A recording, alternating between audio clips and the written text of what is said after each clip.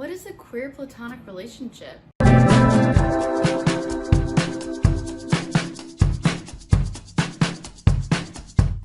Hello, you beautiful human. I am Xanthe, and today we are going to be talking about queer platonic relationships, or QPRs. I got this video recommendation from one of my good friends, Connor, and I was really surprised to figure out that this was actually a thing. I had no idea that queer platonic relationships actually existed or what it even meant. So with the help of my friend and some resources on YouTube, I was able to understand, and now I'm going to bring that knowledge to you. So from my understanding, a QPR is a non-sexual, non-romantic relationship that is almost like a friendship, but more than just friends. Now, I know that can sound kind of confusing, so let me just break it down for you. And like most orientations and sexualities in the LGBTQ+ community, there is a spectrum, and QPRs also are within a spectrum between a friendship and a romantic relationship.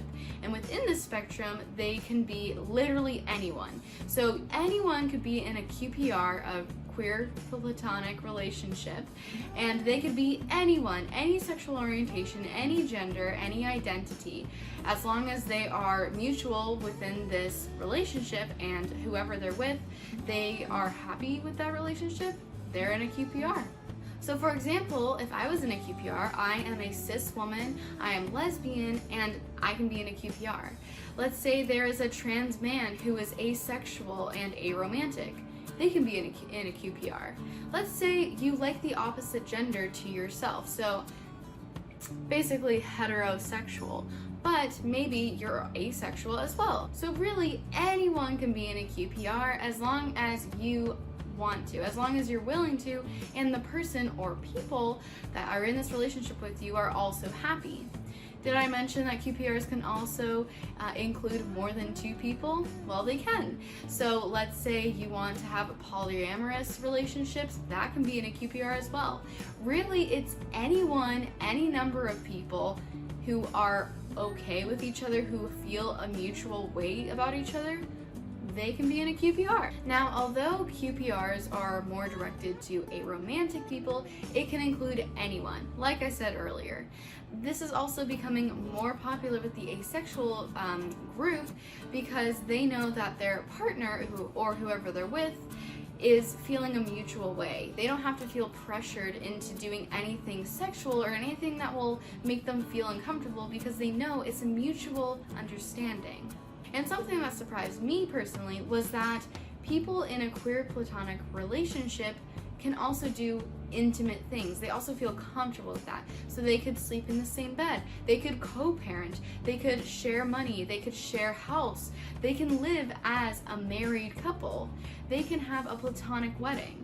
So they will marry each other, feel completely platonic and happy with each other, and they can also raise children together. There's no limit to how this relationship can be. So I know it's kind of confusing because you're like, wait, but it can do this, but then it can't do this, but then it is representing this, but then it's not this.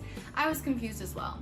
So let me tell you my own words what my general description of a QPR, queer platonic relationship, is. A QPR is when two or more people feel a mutual way about each other.